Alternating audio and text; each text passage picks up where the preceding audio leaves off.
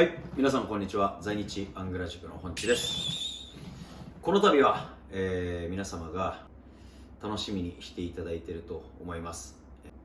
一触即発動画、本地の一触即発を楽しんでいただける方が数多くいらっしゃると思いますので、そのお話を一つ。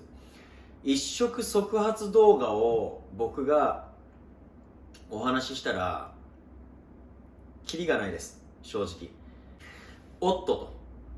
選挙に出ててお前政治を志してるお前がいきなりそんな一触即発、選挙終わってまたその YouTube での動画になってきたら、またそんな野蛮な話かいと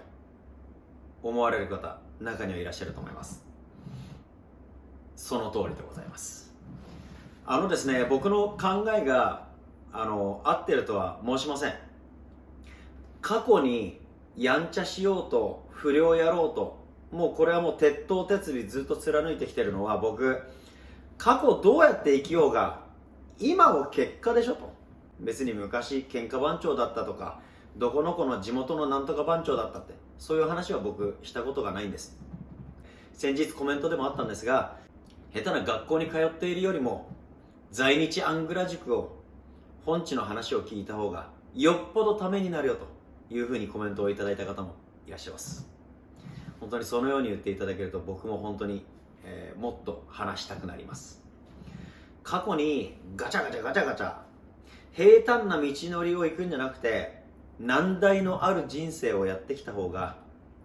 ありがたい人生だというふうに SNS でも歌わせていただいてます。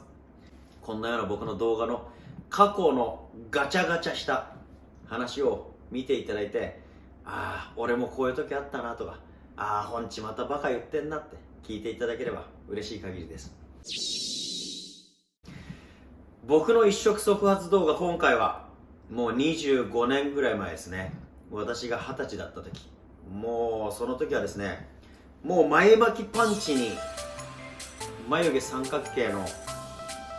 ちょっと今よりも15キロ20キロぐらい太ってて、もう20顎の体もこんなんで腹も出っ張っちゃって、着てる服はもうお恥ずかしい入れ墨出し出しのパイル地、わかりますか？バスタオルで使うような生地をスウェットにしているセットアップ、それの真っ赤です。真っ赤なパイル上下のセットアップで、浅草と書いてある真っ黒のセッターを履いて、もう常にこう歩いてたんですよ、地元。その時に私当時ボスから譲り受けた、当時450万で新車で出たセルシオがあったんですけど、うちのボスがこれお前買えっていうことで買わせていただいて、若かりし頃21でセルシオを転がしてたんですよ、新車の。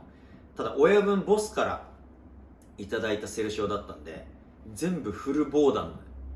すっごい車体が重いんですよ。こんなに厚いプラスチックの防弾を全部の板に貼ってあったんで、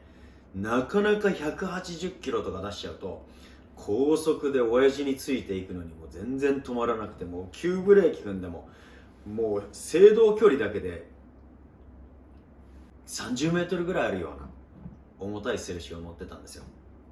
僕運転の時は、これ過去ですからね、片足上げるんですよ。オートマチックって右足と右手だけありゃ運転できるんで、左足をこう組んで片膝でこうやって運転してたんですね。国道4号線っていうのが浅草上野界隈からずっと春日部の方、栃木の日光街道と言われているので、栃木の日光の方まで伸びていて、国道4号線があるんです。左右3車線ずつある。そこにまた明治通りという、大きな通りがありまして、その昭和通りと明治通りという大きな交差点のところに美濃和という駅があるんですけど、下町の。そこで僕が走って上野という駅から地元の方に戻ってる時に、大型のトラックがいたんですよ。大型のトラックが僕の後ろを煽ってるんですよ。今の道路交通法だったら煽りダメですよね。過去ですから、もう煽られたら煽り返してやれ。皆さん経験されたことありますよね。僕バックミラーチラッと見たらでっけえトラックがびったりくっついてるんですよ。この野郎と思って後ろに一回抜かしてやって、トラックの後ろにビタ付けしてブーってクラクション鳴らしながら追っかけてやったんですよ。そしたらそのトラック急ブレーキ踏みやがって、危ねえこの野郎、俺の車が衝突しそうになったと思ってまた抜き返してやって、そのトラックを、すいません皆さん、その時はその4号線と明治通りのど真ん中の箕輪の大きい交差点のど真ん中で止めてやったんですよ、そのトラックを。それで僕出てってバタンと出て行って、その時一人で赤いスパイル地のスウェット上下の前巻きパンチのあんちゃんこが出てきたと思って、普段だったらですね、よくこういう時は昔なんでありました。出ていくと運転手もうわなんだちょっと頭のあたおかな人間が来たって言ってもうどっか逃げちゃうとかあるんですけど、そのトラックの運転手は白髪なんですよ。白髪で運転手にドシンと構えて、僕がズカズカズカズカズカズカズカって怖い形相でこう歩いてって、大きいトラックなんで運転席が高いですよね。僕運転席の方回ってってバタバタバタっと上がって、もうガチャガチャガチャガチャってやったんですよ。そしたら窓が開いたんですよ。どうやら年配の方で70歳いかないぐらいですかね。でももうきっちり、もうちゃんと僕が来たのにも血相を変えて、なんだお前は、で僕もずるるるって言ってたんですよ。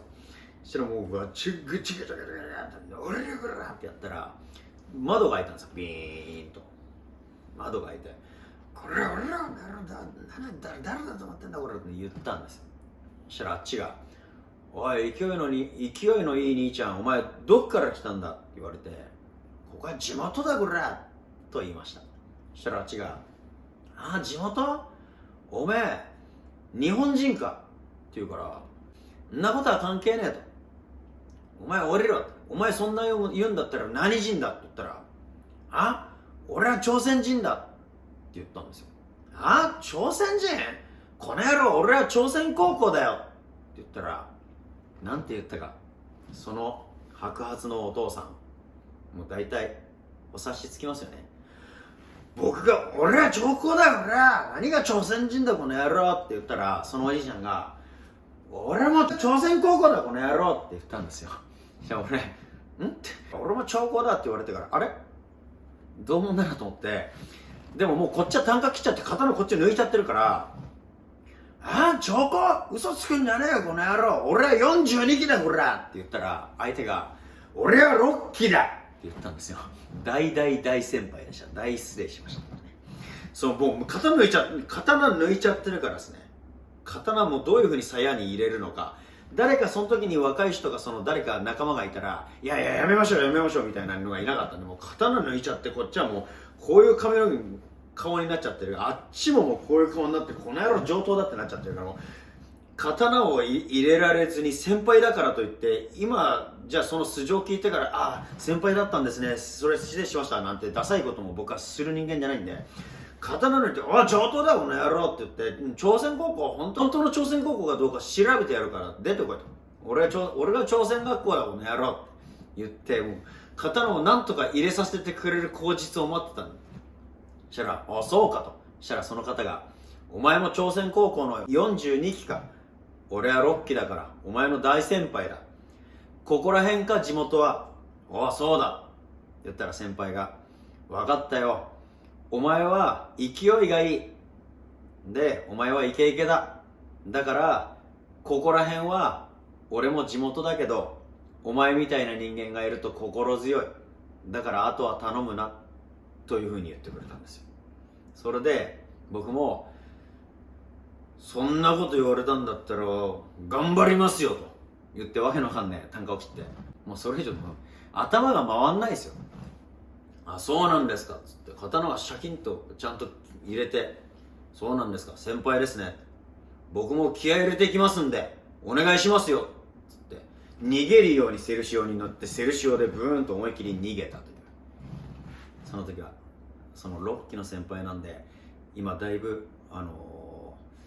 ご存命であればいいお年かなと。お元気でいてくださってこの動画を見てくださり、あの時のあの前巻きパンチの小僧はこいつだったのかというふうに見ていただけると僕は嬉しいです。その時は本当にお世話になりました。その時に僕刀を鞘にちゃんと入れた後に、そんなん言ってくれるんだったら俺は気合い入れていきますよって言って、ちゃんと自分で開けた方の扉側の先輩の車の中に自分から手を入れて、内側の窓を閉めるボタンを自分から上げて窓を自分で閉めて、これから気合い入れていきますんでって言って帰っていきました。お後がよろしかったですかね。こんなおっちょこちょいの本地ですけど、これからももう弱い46になってアラフィフなので、皆さんお手柔らかにお願いします。まだまだガチガチいきますけど、いろいろご指導のほどよろしくお願いします。